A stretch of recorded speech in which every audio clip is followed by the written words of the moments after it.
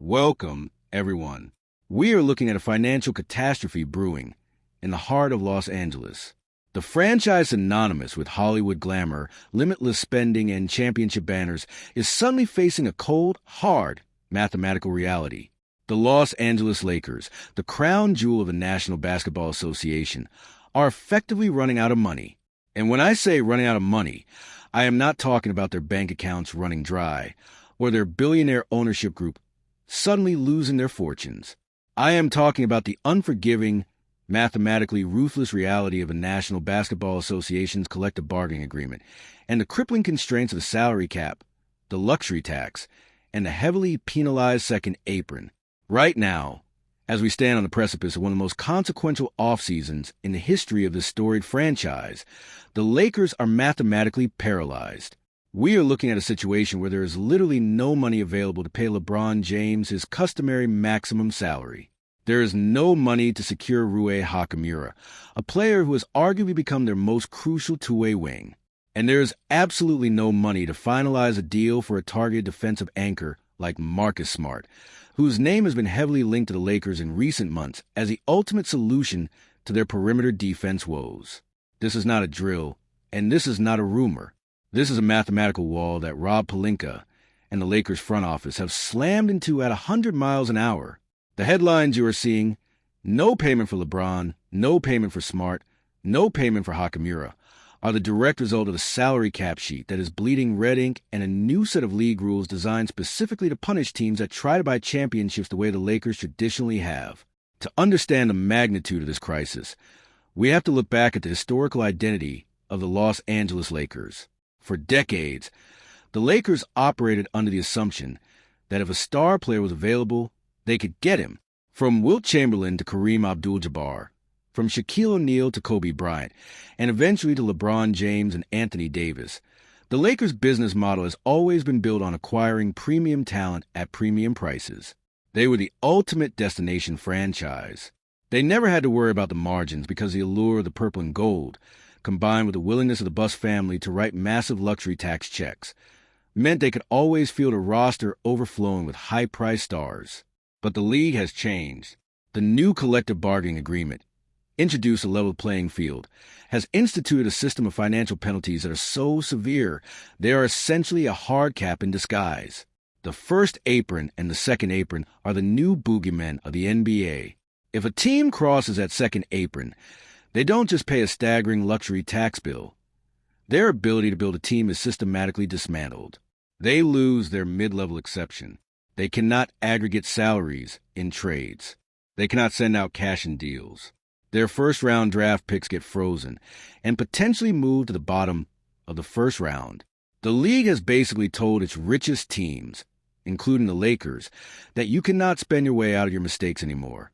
And the Lakers have made mistakes. They have handed out contracts that have clogged their cap sheet, and now the bill has come due. Let's look closely at the LeBron James situation. LeBron James is, without question, one of the greatest players to ever touch a basketball. Even in the twilight of his career, his basketball IQ, his playmaking ability, and his sheer physical presence command respect and, traditionally, a maximum contract.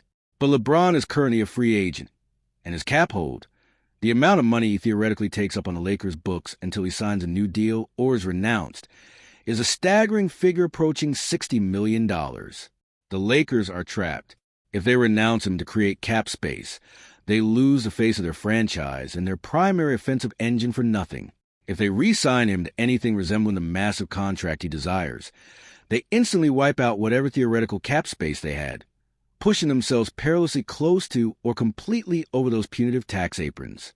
There have been whispers that the Lakers might only be able to offer him a fraction of his market value, perhaps something resembling the non-taxpayer mid-level exception of around $15 million. For a player of LeBron's stature, a billionaire who has defined the economics of player empowerment, such an offer borders on insulting. It forces him into an impossible decision: take a massive, unprecedented pay cut to stay in Los Angeles and help the team build out its roster, or walk away from the empire he has helped sustain since he arrived. The idea that the Lakers simply have no money to pay their king is a storyline that is sending shockwaves through the entire sports world. Then we have Rui Hachimura. Here is a player who completely resurrected his career in Los Angeles. When the Lakers acquired him, he was viewed as a talented but inconsistent forward.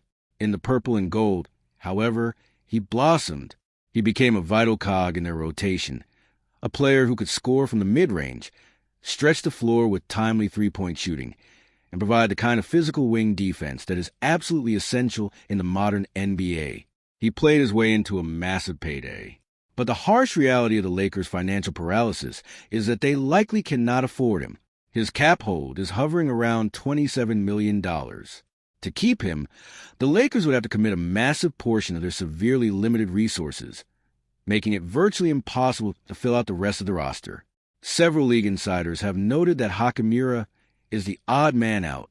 The team that developed him, the team that unlocked his potential, is now staring at a spreadsheet that says they must let him walk because they simply do not have the funds to pay him his market value. The irony is bitter. The Lakers need a player exactly like Rui Hachimura to contend. Yet the financial rules of the league dictate that they are the one team that cannot afford him. And what about Marcus Smart? The Lakers' perimeter defense has been a glaring weakness. Night after night, opposing guards have sliced through their defense, forcing their big men to scramble and leaving their shooters exposed. The front office identified this. They knew they needed a bulldog, a former Defensive Player of the Year, a point-of-attack defender who takes pride in making the opposition miserable. Marcus Smart fits that description perfectly. The rumors were swirling that the Lakers were positioning themselves to acquire him, to bring that grit and toughness to Los Angeles. But the math simply does not work. You cannot acquire a player making the kind of money Smart makes when you're already choking on your own cap holds and terrified of the second apron. The trade scenarios that fans and analysts dreamed up are dead on arrival because the Lakers cannot take on additional salary without sending out equal or greater salary, and the rules of a new CBA severely restrict how a tax-paying team can operate in the trade market.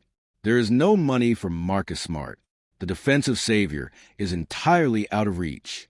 So, how do we get here? How did the Los Angeles Lakers, a franchise valued in the billions, backed by massive television deals and unparalleled global merchandising, become mathematically broke? We have to dive deep into mechanics of NBA team building and the cumulative effect of a series of decisions that, while perhaps justifiable at the time, have compounded into a massive financial crisis. The story begins with a commitment to stars. When you build around aging superstars, you're always in a win-now mode. You trade your draft picks, which are your cheapest source of labor. You trade your young prospects, who are on cost-controlled rookie-scale contracts. You fill out your roster with veterans on minimum deals and mid-level exceptions. This works as long as your stars are healthy and performing at a championship level. But as the roster ages, the margins for error vanish. You have to constantly retool, and you have to pay a premium to retain the complementary players who prove their worth. When the Lakers gave out lucrative extensions in the past, they were betting that the cap would rise significantly enough to absorb those costs. But the new CBA changed the rules of the game in the middle of the match. The league wanted parity. They wanted teams like the Oklahoma City Thunder or the Indiana Pacers to have a fair shot at retaining their homegrown talent, without being massively outspent by the Coastal Giants. The introduction of the aprons was a direct attack on the Lakers' way of life. Suddenly, paying the luxury tax wasn't just a matter of writing a big check to the league office, which ownership was generally willing to do if it meant a deep playoff run. Suddenly, it meant your front office was handcuffed. You could no longer utilize a taxpayer mid-level exception if you crossed the second apron. This exception was the lifeblood of teams trying to add a crucial rotation piece when they were already over the cap. Without it, you are reduced to offering veteran minimum contracts, scraping the bottom of the free agency barrel, and hoping to find a hidden gem or a washed-up veteran looking for a last dance. The Lakers are staring at a reality where their entire supporting cast might have to be constructed out of minimum contracts. You cannot win a championship in this era with 2 max players and a dozen minimum guys. The talent pool is too deep, the schematic complexity is too high, and the physical toll of an 82-game season is too punishing. Let's examine the LeBron factor more closely, because this is the absolute epicenter of the crisis. LeBron has always operated on short-term deals with player options. This has been his strategy to maintain maximum leverage over the front offices he plays for. It forces the team to constantly operate with urgency, knowing that if they do not build a contender, he can simply walk away. But this strategy has completely backfired under the new financial rules. By constantly seeking near maximum money, while also demanding that the front office surround him with high-priced veteran talent, LeBron has helped create the very financial gridlock that is now preventing the Lakers from paying him. If LeBron demands $30, $40, or $50 million on his next contract, the Lakers have to renounce every other cap hole they have just to squeeze him in, and even then, they are operating over the cap. This means no Rui Hachimura. It means no sign-and trade for a third star. It means the dream of bringing in a Marcus Smart is entirely impossible. The Lakers will be left with LeBron, perhaps one other max player if they are lucky, and a roster filled with improving minimum salary players. This is a recipe for disaster in the grueling Western Conference. On the other hand, what if the Lakers play hardball? What if the front office, recognizing the constraints of the second apron, looks at a player entering his age 42 season and says, "We simply cannot dedicate a third of our salary cap to you"? What if they offer him the $15 million exception? It would be a monumental shift in the power dynamic of the NBA. The Lakers would essentially be telling LeBron James that the franchise's financial health and flexibility are more important than catering to his legacy demands. It would be a calculated risk, betting that LeBron, whose family, businesses, and post-basketball ambitions are deeply rooted in Los Angeles, would swallow his pride and take the massive pay cut because he doesn't want to uproot his life for a mid-level exception in another city. But knowing LeBron's history, knowing his acute awareness of his own value and his historical status, such an offer might be viewed as the ultimate insult. He could walk. He could pack up and head to another team with cap space, leaving the Lakers with a massive void and a fan base in revolt. This tension is exactly why the phrase "running out of money" is so perfectly accurate. It's not about the cash. It's about the cap space. And the Lakers have none. Now let's turn our attention to the human element of this business, focusing on Rui Hachimura. Hachimura did everything a franchise could ask of a young player looking to establish himself. He worked on his jump shot. He bought into the defensive schemes, and he became a reliable third or fourth scoring option when the stars were resting or injured. He stepped up in the playoffs. In a normal financial ecosystem, the Lakers will reward him with a lucrative 4-year deal, solidifying their forward rotation for the foreseeable future. But the Lakers are operating in a broken ecosystem of their own making. The tragic reality for Hachimura is that he is the easiest piece to sacrifice on the altar of the salary cap. Because his cap hold is so large, renouncing his rights is the fastest way for the Lakers to create any semblance of breathing room. It is a harsh lesson in the business of basketball. You can perform perfectly. You can endear yourself to fans. You can fit the system flawlessly. And you can still be shown the door simply because the team prioritized other, older contracts. If the Lakers let him walk, they create a massive hole at the wing position. Who replaces his production? You are not finding a player who shoots over 40% from three and can defend multiple positions on a veteran minimum contract. So the Lakers, by saving money on the spreadsheet, make themselves tangibly worse on the basketball court. They are forced to let an asset walk for nothing, which is a cardinal sin of asset management in the NBA. And this brings us back to the Marcus Smart illusion. When a team is struggling defensively, the natural inclination is to look for a silver bullet. Marcus Smart is that silver bullet for perimeter defense. He is a culture setter, a loud, demanding presence who holds everyone accountable. For a Lakers team that has sometimes looked lackadaisical on the defensive end, he would be a revelation. But the rumors linking him to LA completely ignore the financial realities of the CBA. To trade for Smart, the Lakers would have to send out matching salary. Who are they trading? They cannot trade players they don't have under contract. If they attempt to sign and trade with their own free agents, they trigger the hard cap at the first apron, which is financial suicide for a team already this expensive. The rules strictly prohibit the kind of complex, multi-team financial gymnastics that teams use to employ to land high-priced veterans. The league has closed the loopholes. You either have the cap space to absorb a contract, or you have the matching salary and the apron flexibility to make a trade. The Lakers have neither. Therefore, The Marcus Smart scenario is nothing more than fantasy basketball, a pipe dream concocted by fans who haven't read the dents, punitive legalese of the new collective bargaining agreement. What we are witnessing is the slow, agonizing strangulation of a championship window. The Lakers are trapped in a web of maximum contracts, massive cap holds, and punitive league rules. Every move they make has an immediate and severe counterreaction.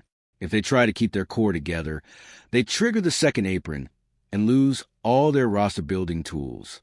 If they try to dodge the aprons, they have to let crucial role players like Hachimura leave for nothing.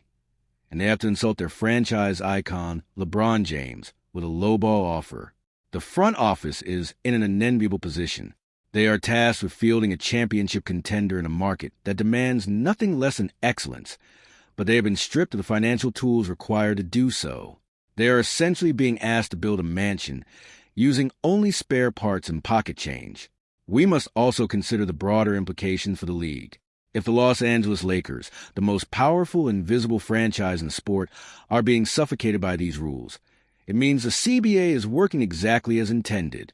The era of the super team built purely through financial dominance is over. The league has successfully mandated parity through taxation and restriction. Teams that draft well, manage their cap sheets meticulously, and develop internal talent will thrive.